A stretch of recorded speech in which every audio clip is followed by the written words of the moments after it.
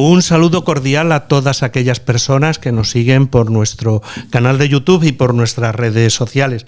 Hoy nos encontramos con quien podríamos llamar un narrador de historias, o al menos a mí así me lo ha parecido. Está con nosotros Raúl María Milcol. Bienvenido, Raúl. Hola, Pepe. Muchas gracias. Bienvenido a este espacio que solemos, por así decir, compartir con nuestros seguidores en las redes sociales, y de verdad que es para mí un verdadero placer intentar narrar historias juntos, que creo que es lo que vamos a intentar hacer. Muy bien. Permíteme que haga una pequeña presentación sobre ti, de tal manera que nuestros seguidores también puedan conocer un poquito lo que es tu trayectoria profesional, pero sobre todo, que es la más importante, tu trayectoria vital. Raúl María Milcol es barcelonés de nacimiento. Su vida profesional se ha desarrollado sobre todo en el mundo empresarial, de tal manera que hay quien dice de él que es un empresario multidisciplinar. Durante muchos años ha desarrollado su profesión en distintas editoriales españolas que son un referente en este mundillo, la editorial Herder, Martínez Roca o Belacqua. De un tiempo a esta parte se ha dedicado a trabajar en el ámbito de las nuevas tecnologías aplicadas al medio ambiente y además ha colaborado con distintas instituciones internacionales. Apasionado de la música, yo diría que más que apasionado, pero bueno, apasionado de la música clásica, ha escrito incluso 2 obras dedicadas a Haydn.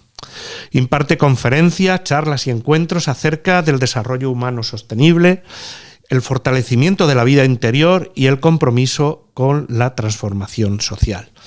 Pero, ¿quién mejor que Raúl para presentarse a sí mismo? ¿Quién es en realidad Raúl Milcol? ¿Qué podrías decirnos de ti? Pues mira, como has dicho, soy barcelonés, soy padre de tres hijos. Tengo 2 niñas, un niño pequeño del que luego a lo mejor hablamos un poco más. Tengo 2 hijos en el cielo y después has hablado de mi trayectoria profesional. Yo he trabajado efectivamente en el sector del libro bastante tiempo. Por una serie de circunstancias empresariales pues tuve que cambiar de sector debido a una serie de problemas económicos que tuve, y hice una reinvención hacia el sector de las nuevas tecnologías. Desde el punto de vista humano, soy una persona que he recibido una fe en mi casa, con mis padres, fe que he ido acrecentando, que ha sido una fe con una pequeña, como ocurre muchas veces en la vida, montaña rusa. Es que estás arriba, muchas veces hay un decaimiento espiritual, y a raíz de una serie de circunstancias vitales, esa fe se fue fortaleciendo. Fue a través de un encuentro con la enfermedad, también a raíz de unos retiros, que fueron los retiros de Emaús, y a través de la enfermedad pues, de uno de mis hijos, y también de una propia enfermedad, porque padecía hace unos años un herpes cerebral, que está en una situación bastante compleja, y eso ha ido fortaleciendo mi vida espiritual. Y a raíz de esto, pues, uno va haciendo un camino. Ese camino lo haces acompañado, gracias a Dios, que es uno de los elementos más importantes en la vida, ir acompañado de la familia, de los amigos y también de la comunidad a la que perteneces. Y bueno, aquí estamos con esta obra que acabo de publicar. Sí, porque además estamos contigo precisamente porque acabas de publicar una obra sobre San José, de la que luego iremos hablando un poquito a lo largo de esta, pero vamos a ir ahondando, si quieres, un poquito en todas estas cosas de tu vida que nos has ido presentando de alguna manera así, ¿no? De manera resumida, ¿no? Y lo de empresario, no sé, ¿cómo se encaja eso en tu vida? ¿Podrías hablarnos un poquito de esa etapa? ¿Y cómo lo compaginaste? Porque me ha resultado muy interesante, ¿no? Con lo que puede ser tu trayectoria espiritual. Sí. Yo empecé trabajando en Madrid. El primer trabajo que tuve fue en la Universidad Complutense, en el año 1992, a través de Gustavo Villapalos, organizó todos los eventos de la celebración del 5º centenario de la Universidad Complutense, y un equipo de personas jóvenes, unidas también en el ámbito espiritual, creamos a raíz del club de debate de la Universidad Complutense, se organizó una serie de eventos relacionados con el 5º centenario. De ahí pasé al mundo del libro. Mi padre era un empresario vinculado al sector periodístico relacionado con el tema agrícola, tenía revistas relacionadas con el sector agrícola, siempre lo había palpado desde muy, muy joven, y un amigo mío me dijo que estaban buscando un editor en Herder y para que hiciera también las labores comerciales, y ahí estuve durante bastante tiempo trabajando. De Herder pasé después al Grupo Planeta. Martínez Roca era una editorial de libros fundamentalmente esotéricos, de libros de novela histórica, y en aquellos momentos la editorial había sido comprada por el Grupo Planeta y había que darle un cambio. Entonces empezamos a introducir libros de espiritualidad, libros prácticos. Recuerdo, por ejemplo, grandes éxitos, pues el libro Entender de Vino de Carlos Falcó, un libro con Carla Arroyo Villanova que era La sencillez del saber estar, y eso impulsó bastante el proceso, ¿no?, de consolidación de Martínez Roca como una editorial. Luego unas personas me vinieron a buscar y creamos una editorial que se llama Belacqua, que unos años más tarde compró el Grupo Norma. Yo monté a posteriori una editorial que desgraciadamente pues, no llegó a funcionar por una serie de circunstancias, de temas de distribución, etcétera, y me reinventé, monté una sociedad, una empresa, porque siempre me ha interesado el tema del medio ambiente y relacionado con las nuevas tecnologías aplicadas al medio ambiente, fundamentalmente el tema del agua, que es un poco a lo que me dedico ahora, ¿no? Precisamente una de las cosas que me llamó la atención fue ese paso de decir, ¿no?, de lo que podría ser la cultura Gutenberg del libro, ¿no?, a lo que es hoy, ¿no?, las grandes tecnologías, y dices, me reinventé. Sí, me resulta interesante cómo fue ese proceso. Bueno, porque cuando has tocado fondo, y la vida de las personas no todos son éxitos, la vida de las personas también son profundos fracasos de los que tienes que aprender, fracasos en los que muchas veces las circunstancias no te acompañan, dejas muchas circunstancias a tu alrededor que no son agradables, porque la vida, sobre todo del empresario, hay que reconocerla, no es una vida, no es fácil. La vida de la empresa no es fácil, ¿no? Y entonces muchas veces los caminos que uno cree que son los que correctos, pues hay muchas desviaciones, ¿no? Y entonces, bueno, pues hay que aprender también que uno a lo mejor lo que quería o lo que le gusta no es el camino en el que tiene que estar, y por lo tanto a veces tiene que reinventarse. En este caso es porque también conocí a una persona que estaba muy interesada en afianzar ese proyecto, y durante muchos años pues fue bastante bien, ¿no? Luego las circunstancias también van cambiando. Yo hace unos años padecí un herpes cerebral, con todas las consecuencias a nivel personal que eso supone, que a veces también merma pues tu capacidad para poder hacer determinadas cosas y después también la enfermedad pues de un hijo mío, que esto no tiene nada que ver, ¿no? Pero bueno, que al final vas poniendo las columnas que van consolidando tu vida. Algunas se caen y algunas tienes que ir sosteniéndolas, porque la vida continúa, ¿no? Muy interesante todo esto que nos estás comentando, ¿no?, acerca de tu vida empresarial. Sé que incluso has asesorado a grandes empresas, pero claro, ¿cómo se combina todo esto con lo que podríamos llamar tu experiencia espiritual o tu vivencia de ser cristiano? Mira, yo aquí tengo que, muchas veces cuando he tenido que explicar a nivel personal ciertas vivencias. Yo tengo que reconocer una cosa que a veces pesa y pesa con dolor, ¿no? A veces cuando estás en lo más alto de tu trabajo, crees que eres un pequeño dios en minúsculas. Y todo lo que se asienta no es de mármol pétreo, sino que está sostenido sobre un barro que a la que hay una pequeña tormenta muchas veces se desmorona. Yo cuando he sido editor, que me he relacionado y he publicado grandes obras y he tenido muchos éxitos editoriales, etcétera, etcétera, muchas veces la soberbia ha sido parte intrínseca de mi carácter.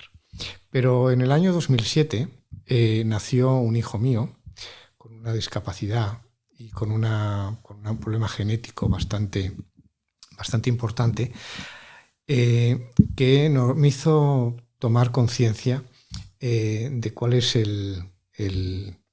la esencia del ser humano, ¿no? Ese año 2007 yo tenía la editorial, las cosas me iban muy bien y ese niño nació y estuvo varios meses en la incubadora del hospital porque esa enfermedad no le permitía prácticamente moverse. Es un síndrome raro, es un síndrome genético raro. Y yo recuerdo una noche en el hospital, eran las 10:30, en la clínica de Sheus. Yo todos los días a la hora de comer, mi mujer estaba en el hospital durante las mañanas, podíamos visitar al niño, pero normalmente el hospital a las 8 de la tarde, la parte de neonatos, de la UCI donde estaban, no podías entrar porque ya cerraban. Pero yo tenía la gran suerte de que mi tío era uno de los directores del hospital y por la noche podía ir, muchas veces si me quedaba, era el único padre que podía estar ahí, entonces yo sostenía a mi hijo en brazos. Un día recibí un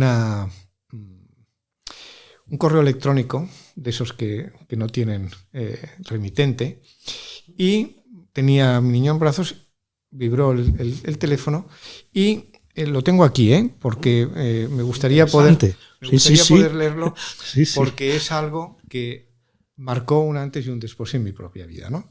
Y en ese texto dice lo siguiente: en la cruz no había nada, ni belleza humana, ni poder, ni riqueza, ni fama. Solo había amor.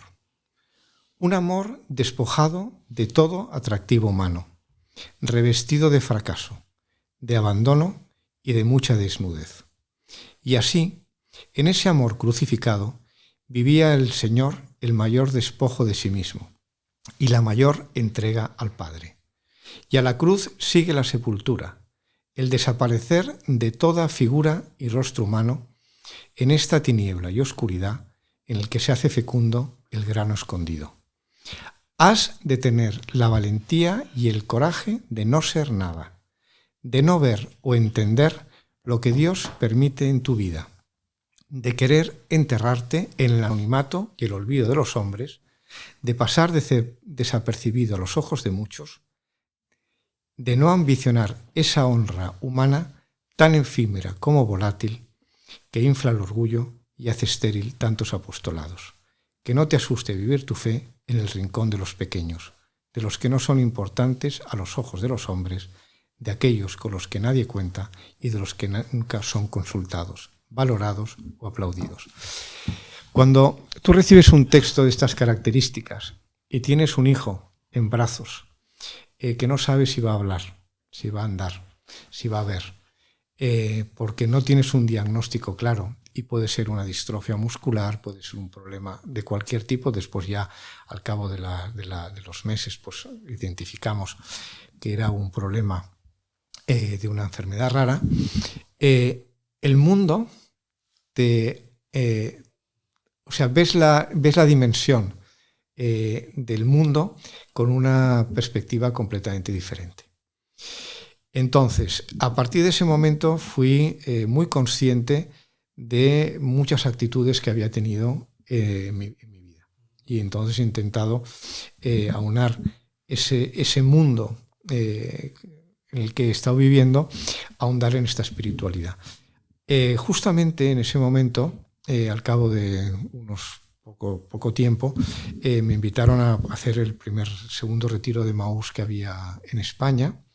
Ahí fue un encuentro con el amor de Cristo absolutamente profundo, con una nueva dimensión desde el punto de vista de la espiritualidad, y luego tuve la ocasión de poder llevar esos retiros de Maús a Cataluña, en Barcelona, con el padre Felipe de Badalona, con Sen Costa, que estaba en aquella época pues en la parroquia de Belén, y eso me ha permitido, después con un gran acompañamiento con el padre Joan en el santuario de Lord, pues ir ahondando en mi propio camino espiritual, y que ya esos vaivenes y esa montaña rusa intentaran que tuviera un equilibrio espiritual, de ahondamiento, de más participación de los sacramentos, que no es porque no fuera a misa los domingos, etcétera, pero sí ahondando mucho más porque yo soy, en este sentido, muy franciscano. Mi hijo nació el 4 de octubre,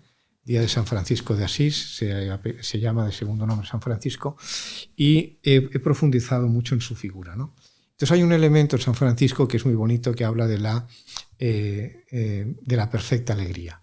La perfecta alegría no es la alegría que podemos entender por la fiesta, es el abrazar al enfermo, el curar sus llagas, el acompañar al que está triste, el que está desamparado.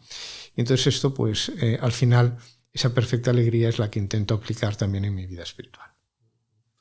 De tal modo que podríamos decir, bueno, a mí me has dejado un poco de piedra, por así decir, con ese email que nunca supiste quién te lo mandó. No, es el típico correo electrónico que te ha llegado me ha llegado y tal, ¿no? Y bueno, a mí me va, por lo que voy viendo, ¿no? Con todos estos altibajos que tú vas comentando, ¿no?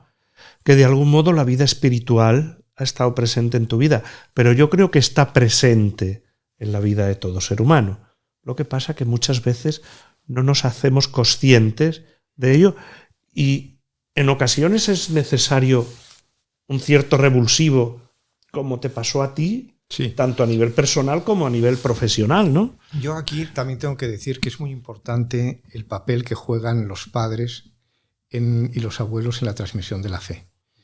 1 año y medio antes de que naciera mi hijo, mi padre fue diagnosticado de un cáncer de páncreas, de hígado y de pulmón. Entonces, mi padre fue un verdadero testimonio de fe. Mi padre vivió la enfermedad con entrega al Señor, de una manera muy, muy clara. Animaba a todo el mundo. Fue un ejemplo de coherencia de fe y coherencia de vida. Fue una persona que nos enseñó mucho. Yo recuerdo que él nos obligaba los domingos a rezar el rosario, e incluso yo recuerdo que muchas veces hacíamos bromas cuando, en lugar de decir, pues utilizábamos frasecitas para... Bueno, pero al final rezábamos el rosario en familia, ¿no? Y el testimonio de mi padre fue también un ejemplo muy grande de la coherencia en la vida de la fe. Después yo he cometido también muchos errores en mi vida, muchos errores en muchos temas, de las que también me he arrepentido profundamente, ¿no? Pero precisamente me he arrepentido a posteriori de haber entendido que en esa vida de vida espiritual tiene que haber una cierta coherencia, aunque muchas veces pues cometes errores de los que bueno, pues tienes que pagar las consecuencias de eso, ¿no? Pero al final la vida del cristiano, sobre todo estos últimos 4 o 5 años, están un poco medidas. También mi hijo a posteriori ha tenido, a raíz de la enfermedad, pues tuvo una operación de una escoliosis en la espalda, que lamentablemente hubo un error médico, le tocó la médula espinal y quedó paralítico de la parte de abajo. Está en un proceso que ha tenido varias operaciones, ahora está en un proceso de mejora. Y ahí también te das cuenta, ¿no?, de la vulnerabilidad humana, pero también cómo el Señor acompaña la vida de las personas que ponen todo en las manos primero que piden con fe, pero después que lo ponen todo en manos del Señor y de la Virgen, ¿no? Y para mí, en este sentido, la figura de San José ha sido un elemento fundamental, ¿no? Como padre, como esposo, como trabajador, como hombre de fe, como hombre de esperanza, y sobre todo de cómo esa persona tan anónima, pero tan bendecida, ha podido afrontar tantas dificultades que tuvo en su vida, ¿no? Con ese amor tan grande que tuvo y con esa diligencia, ¿no?, en llevar las cosas de la propia fe, ¿no? Porque a veces es difícil. Ya que estás hablando de esto, ¿no?, aunque luego ahondemos un poquito más, ¿no?, en la figura de San José, también al ver tu libro, pero claro, le has tomado, por así decir, como modelo de acompañamiento a San José de alguna forma, porque él también, ¿no?, acompañó a Jesús y a la Virgen María en todo su proceso, pero de una manera que a nosotros por lo menos nos podría parecer extraña, ¿no? Porque... Bueno, yo siempre he sido muy mariano, porque entiendo que la Virgen pues siempre ha estado cubriéndonos con nuestro manto en la familia, ¿no?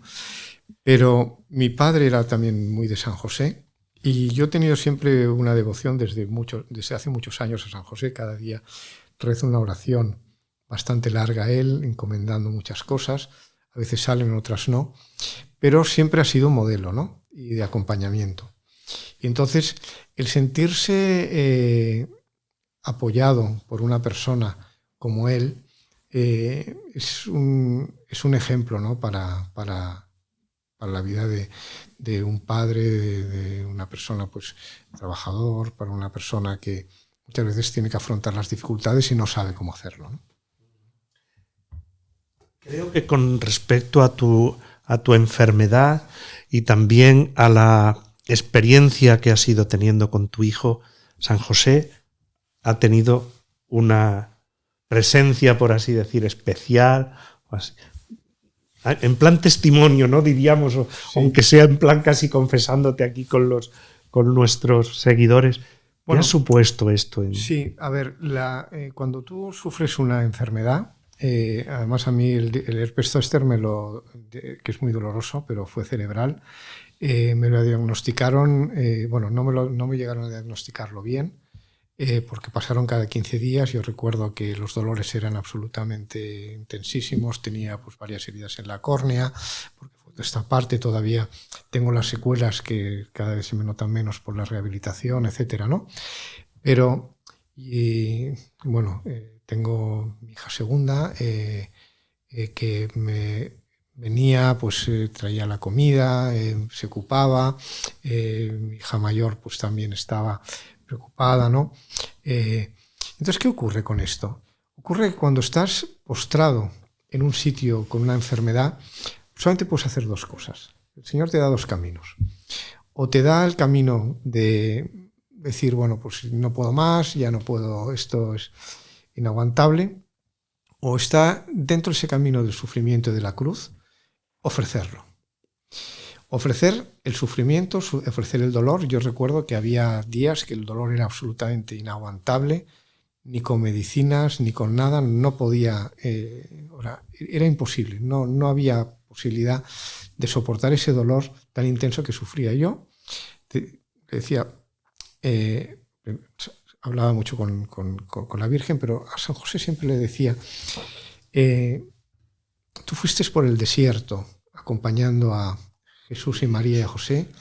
No sabemos los días que estuviste, posiblemente estuviste 40 días también, con ese dolor en el alma de tener que huir de una manera tan inesperada, pero ahí estaba sosteniendo, ¿no?, al niño, ¿no? Entonces yo, de alguna manera, tengo que sostener ese camino de sufrimiento, de dolor, tengo que ofrecerlo. ¿Cómo lo hubieras ofrecido tú? Y entonces es una alabanza. Yo creo que la vida de San José, y intento reflejarlo un poco en el libro porque parte un poco de la experiencia del dolor que he tenido yo, ¿no? San José no creo que se dirigiera nunca en la súplica pidiendo, sino dando gracias.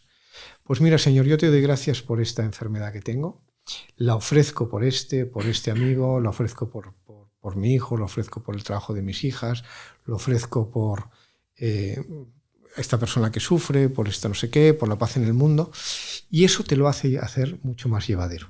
Hay alguna escena en el libro que San José está en su taller trabajando la madera, etc. Y al tiempo que está trabajando está haciendo oración. Y la vida de San José te enseña, y a mí me enseñó, que incluso en el sufrimiento más grande es el momento para hacer el gran ofrecimiento de lo que estás padeciendo, ¿no? Y claro, ¿cómo se te ocurrió? Ahondamos un poquito ya que estamos hablando de San José, ¿no? ¿Cómo se te ocurrió precisamente cuando tú te pones a escribir este Evangelio secreto de José de Nazaret, que el verdadero narrador o el verdadero protagonista por ahí fuera el propio San José? Bueno, porque es una cosa muy peculiar, ¿no? En el libro yo creo que es el propio San José quien va narrando, ¿no? Sí. Bueno, muchas veces cuando estás en el Santísimo, cuando estás haciendo oración, te imaginas escenas de los Evangelios. De hecho, los Evangelios son son pequeñas historias absolutamente maravillosas, y la lectura del Evangelio te invita a profundizar en las escenas, ¿no? Cuando te imaginas pues a la escena de los Reyes Magos, o cuando la hemorroísa, o cuando la historia de Zaqueo, o la historia de la Samaritana. Son grandes historias en las que tú, hombre débil, frágil, que al final son todas las escenas del Evangelio, la fragilidad humana en busca de la fortaleza interior que es la que te da el Señor, ¿no? Ahí es cuando tú entras en esa dimensión de ponerte en su papel. Entonces, yo siempre he estado meditando mucho el papel de San José, que es un papel tan silencioso en los Evangelios que no aparece. Imaginarme cómo sería esa vida oculta de San José, ¿no? Y la única manera que lo veía era que él hablara de sus miedos, de sus temores, de sus alegrías, de sus esperanzas, de su fe, de su confianza en Dios, de su relación con María, de su acompañamiento de Jesús, de su vida en la sinagoga, de su vida, de su trabajo en el taller de Nazaret. ¿Cómo debía ser ese trabajo en el taller de Nazaret? ¿Cómo fue ese momento que se le aparece el ángel para decirle que tiene que desposarse con una mujer que está encinta? ¿Cómo es aquello que de repente tiene que levantarse en una noche, o cuando llega a Belén, y cuáles son sus sentimientos humanos cuando no puede darle a San José, al niño Jesús, un lugar digno donde nacer, ¿no? ¿Cómo vislumbró San José el acontecimiento del nacimiento? Es que tenía que haber sido impresionante. Pues he intentado ponerlo en sus palabras. No sé si lo he conseguido, pero a mí me ha servido desde el punto de vista humano y espiritual. Aunque ahondemos un poquito en San José, pero me ha llamado mucho la atención una cosa que has dicho, y yo creo que incluso puede ayudar a nuestros seguidores o a aquellos que vean este encuentro a profundizar en la cuestión de la oración. Y yo creo que podríamos ahondar un poquito, porque decías, voy al Santísimo y voy con el Evangelio, lo leo, me imagino esas escenas, entro en ellas. ¿Podríamos, como por así decir, ahondar un poquito en esto? También para que a lo mejor alguna persona que dice, oye, pues yo a lo mejor voy a hacer la visita al Santísimo y me aburro, ¿no? Que muchas veces ocurre, ¿no? Bueno, a veces pasa, a veces me he quedado totalmente dormido, ¿eh? En un sueño profundo. Estás ahí sentado y te quedas absolutamente profundo y doy fe de ello, ¿no? Pero al final, el estar santísimo es estar con el amigo en mayúsculas. Ahí hay un diálogo, ¿no? Y al amigo pues le comentas pues todas las cosas de tu vida. Muchas veces... cuando estás ahí, pues que vas con las penas, con las alegrías, has compartido, pero también te ayuda mucho en, oye, pues mira, Señor, estoy en esta situación y tal. Entonces buscas pequeñas escenas donde puedas recrear y donde puedas compartir. Oye, pues mira, tú hiciste esto, las bienaventuranzas o en otras circunstancias, ¿no? Y porque a veces que estás con estos altibajos que tienes en tu vida, que estás a veces con alegría, pero a veces los problemas te agobian tanto que dificulta muchas veces el poder tener ese diálogo. Entonces, a veces pues una lectura espiritual y a veces es en profundizar con el Evangelio. Entonces, esa lectura te permite adentrarte en esas historias en las que tú te puedes poner como personaje, ¿no? Y identificarte con aquella escena que en aquel momento está ocurriendo, ¿no? ¿No? Resulta interesante, yo creo que también por darles también alguna pauta, ¿no? Desde lo que es tu vivencia, ¿no? Y tu testimonio. Le has titulado, que también a mí me resultó curioso, al menos, ¿no? Has titulado este libro El Evangelio Secreto de José de Nazaret. Y claro, a mí luego vas viendo, cuando lees el libro, y vas incluso entendiendo el título, pero a mí me suscitó, ¿y cómo se le ocurriría a este hombre este título? Bueno, no es que en realidad sobre San José hay tan poco en el Evangelio que no habla siquiera. Cuando la única vez que la Virgen se refiere a San José, se dirige a Jesús en el templo diciendo lo que nos has hecho a nuestros padres, ¿no? Lo que has hecho a tus padres. Es decir, San José está ahí de refilón, ¿no? Ni siquiera contesta como María sí que contesta cuando se le aparece el ángel. San José no contesta, tiene un sueño y permanece en silencio. Ahí hay un secretismo. Por otro lado, hay una serie de evangelios apócrifos que sí que narran historias que pueden ser sobre San José, etc., ¿no? A mí me ha marcado mucho la encíclica de San Juan Pablo II sobre San José, en el que también ahonda, y sobre todo los textos de Benedicto XVI, que para mí es un papa de gran referencia espiritual y humana, y la lectura de los libros pues ahí también. Entonces ahí se desliza también, ¿no? ese papel silencioso de San José. Entonces ahí va un poco, y entender este secretismo, este secreto, es porque al final se ahonda en todo ese camino espiritual que surge en el libro, ¿no? Es también, hay que decirlo, un poco un título comercial. Oye, ya que hablamos de la cuestión comercial, ¿no? Yo creo que hay algo en este libro que lo hace distinto a todos los demás que hay, por así decir, en el mercado. Pero, ¿qué crees tú que hace, por así decir, diferente este relato de otras biografías que podemos tener o de otros libros sobre San José? Bueno, creo que este libro lo que ha pretendido es trazar un poco el perfil humano de San José desde su propia vivencia personal. Evidentemente, nadie sabe sobre la vida de San José, ¿no? Pero yo he intentado desde la poesía, desde la literatura, que San José hablara. Y sobre todo, hablara por lo que decíamos antes, ¿no? Para que aquellas personas que no conocen la figura de San José se sientan muy interpelados para poder, desde la oración, entrar en el personaje. Y San José también habla no solamente de esa relación humana y espiritual con María y con Jesús. Hace también un análisis de las circunstancias históricas que envuelven la vida de ese caminar evolutivo de Jesús, porque Jesús empieza su vida pública a partir de los 30 años, pero todo aquello que Jesús hace en su vida pública no tiene ninguna relevancia si previamente no ha sido recibido en el seno de la familia.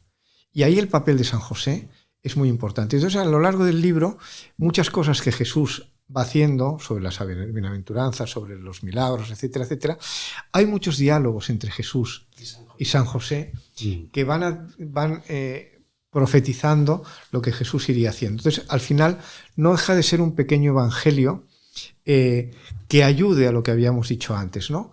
A ese diálogo que pueda tener una persona en la oración, aunque no deja de ser una novela histórica, ¿eh?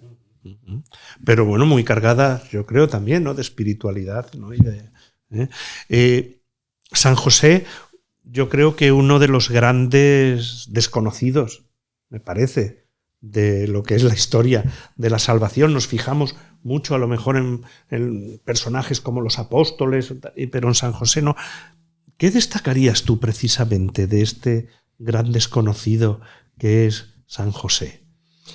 Pues yo diría que San José tiene un papel importantísimo también en la redención del ser humano, ¿no? Se ha discutido si la Virgen es corredentora o no. Pero yo creo que Jesús prepara muy bien San José prepara muy bien a Jesús en ese camino hacia la cruz. Y una vez Jesús muere, que San José no tiene la gran oportunidad, como tuvo la Virgen, de estar a los pies de la cruz, San José es un gran intercesor en el cielo. Ha sido escogido por Dios. Ha sido escogido como el padre putativo de Jesús. Ha sido elegido con un amor eterno para acompañar a Jesús en la vida terrenal.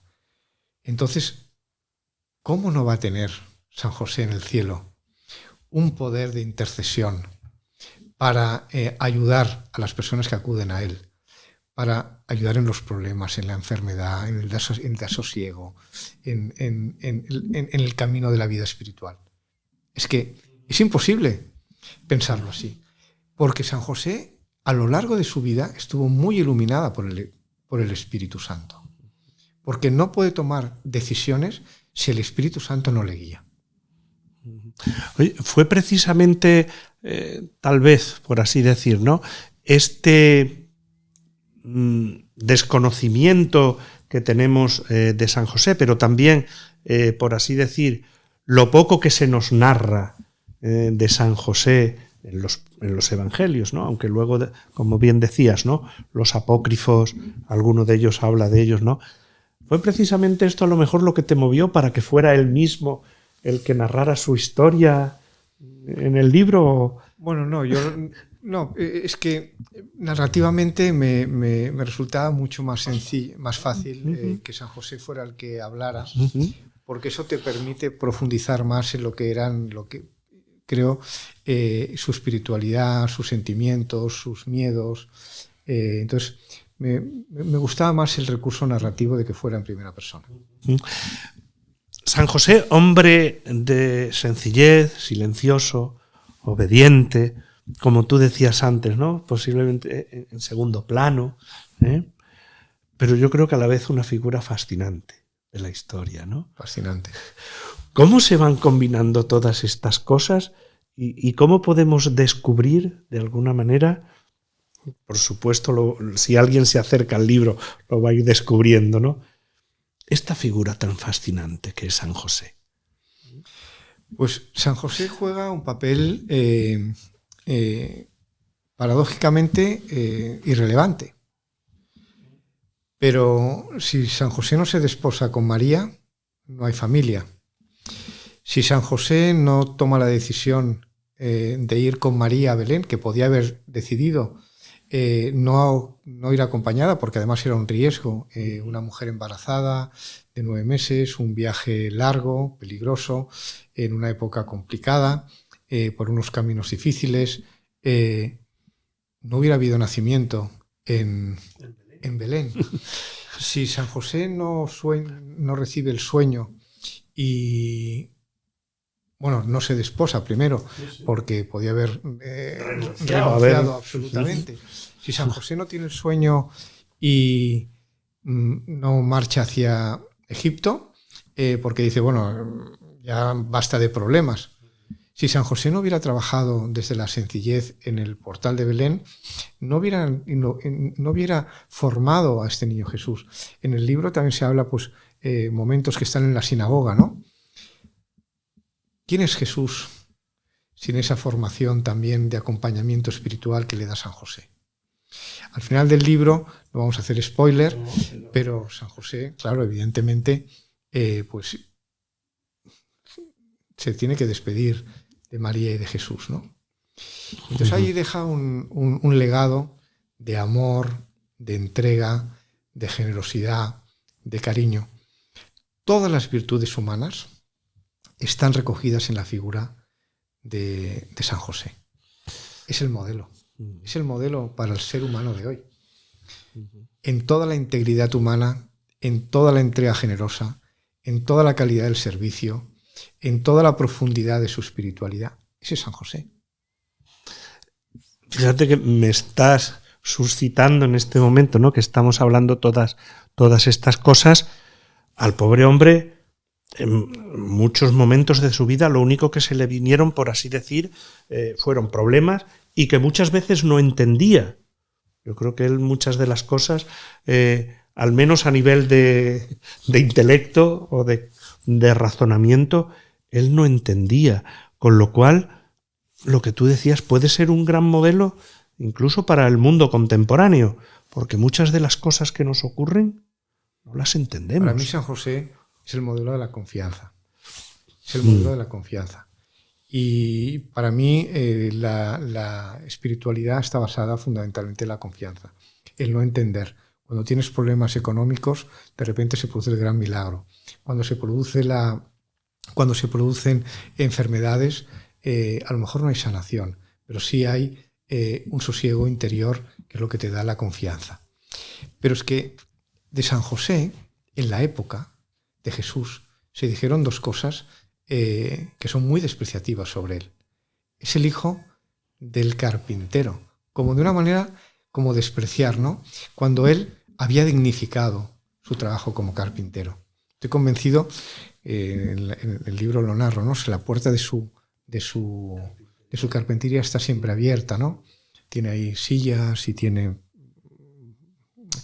armarios que tiene que hacer, etc. ¿Por qué? Entonces en un momento determinado él dice que cuando la gente entre en mi taller, vea que también es una casa de oración, ¿no? Pero después también se habla del Nazareno, como despreciando ese lugar donde Jesús ha estado viviendo. Y yo creo que él debía ser, pues, un hombre afable con los vecinos, creando comunidad en la sinagoga, etc., ¿no? Entonces, al final, la figura de San José es una figura que tiene que ser reivindicada y que a veces los católicos no le ponemos en su justo valor, ¿no? Contemplación, yo creo que son dos características también, ¿no?, de San José, y que tú también destacas a lo largo de esa narración que nos haces, ¿no?, de ese evangelio secreto de José de Nazaret. ¿Cómo se integran estas actitudes, por así decir, en la vida de San José? Pero también, ¿por qué no? Vamos a darle un poquito de actualidad. ¿Cómo integrar estas dimensiones de alguna forma también en nuestra vida actual? Pues mira, una de las cosas que ahora... estamos demasiado mediatizados por las redes sociales. Hacemos demasiadas cosas en nuestra vida. Y el silencio tiene que ser parte integral de nuestro camino. Tiempo para uno mismo, para pensar dónde quiere ir, hacia dónde quiere llegar, tiempos de lectura, de música. Antes me has mencionado pues, la música, etcétera, ¿no? A mí, por ejemplo, el profundizar con la música clásica, Bach, Haydn, Händel, otros compositores, ¿no? Me ayuda también a esos momentos de sosiego. Pero es que el hombre actual ha perdido la capacidad del asombro. El asombro ha desaparecido porque todo es demasiado rápido. Y muchas veces a nosotros nos gusta hacer muchas excursiones por la montaña. Recuerdo, nosotros en verano hacemos, sobre todo con mi hija mediana, con Beatriz, hacemos muchas excursiones a la montaña. Subimos a la montaña, subimos a picos altos. Y muchas veces cuando estamos arriba hacemos alabanza. Porque alabar, dar gracias a Dios de que has podido subir una montaña de 1815 metros, estar en la cima de la montaña y poder contemplar la creación, es un momento para dar gracias. Pero es que dar gracias es cada día. Entonces hay que tener esa capacidad de contemplación de lo sencillo, de los pequeños detalles de cada día. Una taza de café. tomada en sosiego, sin las redes sociales, etc., es un motivo de contemplación cotidiana. Entonces, hay que vivir y hay que recuperar esa capacidad de asombro. Con mi hijo pequeño hacemos muchísimas excursiones. Nosotros el sábado nos lo destinamos a él y yo. Hacemos excursiones para museos, tal. Y yo hablo muchas veces con él. Es muy intenso. Cuando escuche si lo ve, pues me va a decir, ¿pero cómo has podido decir esto? Pero precisamente dentro de esta intensidad, el poder disfrutar de un monasterio en el silencio de un claustro, o, por ejemplo, el otro día que estábamos en el Museo de Arte de Cataluña, ¿no? Visitando los frescos de los antiguos, las antiguas iglesias románicas, ¿no? Esa capacidad de asombro, de contemplación, si luego lo pones en tu vida cotidiana, te hace la vida mucho más alegre también, ¿eh? Raúl, asómbranos un poquito. ¿Crees que hay alguna revelación, ¿no?, que pueda sorprender incluso a aquellos que podemos conocer la vida de San José y que tú hayas plasmado en el libro? Bueno, yo creo que se podría ser una gran aportación al libro en este sentido. Yo creo que es conocer la dimensión espiritual y de relación que pueda tener San José con el ser humano, ¿no? Y yo que es lo que he querido un poco plasmar en este libro. Darle esa gran dimensión para que San José, porque San José, en algunos de los evangelios apócrifos se hablan de algunas historias relacionadas con él. En la beata Catalina Emmerich también cita algunas cosas. He intentado coger algunas ideas y narrarlas a mi manera, ¿no? Entonces, bueno, al final las visiones también de los místicos son también aportaciones que también están un poco reflejadas, no evidentemente citados de esa manera, pero yo he recreado mis propios espacios y creo que hay cosas que al lector prefiero no explicarlas, que las descubran en el libro, pero descubrirán cosas verdaderamente bonitas de San José, ¿no? Imagínate por un momento que alguien pasa por una librería, ve la portada de tu libro, le sorprende, ¿no? Qué cosa más interesante, pero esa persona no es creyente, no es ni siquiera cristiana, posiblemente nunca ha leído la Biblia. ¿Por qué crees tú que le podría interesar tu libro? Pues yo creo que le puede interesar porque va a descubrir uno de los personajes más fascinantes que ha dado la historia del ser humano. Y entonces, a través de ese descubrimiento, descubrirá una dimensión interior muy grande, porque es el gran personaje, junto con la Virgen María, que te dimensiona tu propia existencia como persona, ¿no? Entonces, yo creo que disfrutará de muchas historias que suceden alrededor, porque no solamente es la vida de Jesús y de la Sagrada Familia, pero cuando entre en la dimensión de San José, encontrará un personaje absolutamente fascinante, porque es un personaje de novela. Uh-huh. ¿Y cómo crees, ya que estamos ahondando así en este tema, ¿no? Y hablando también de nuestros contemporáneos, por así decir, ¿no? ¿De qué manera crees que puede hablarnos San José al mundo de hoy? ¿Es alguien que de alguna manera nos puede interpelar? Es que José es un personaje absolutamente contemporáneo. San José es el padre de familia, es el esposo modelo, es el trabajador honesto, es el miembro de la comunidad, de la sinagoga, que participa de la comunidad, es el hombre servicial que toma las bienaventuranzas al pie de la letra. Estoy convencido que hablaron sobre esto antes de que Jesús empezara. Entonces, tiene todos los componentes para que cualquier persona pueda verse reflejado en un momento determinado. Cuando un matrimonio no funciona, pues a lo mejor San José es el modelo, ¿no?, de acompañamiento, de cómo cuidaba a la Virgen, de cómo se preocupaba por ella, como padre en la educación, en el escuchar. Para mí hay un elemento muy importante que ha perdido la sociedad actual, que es la capacidad de escucha.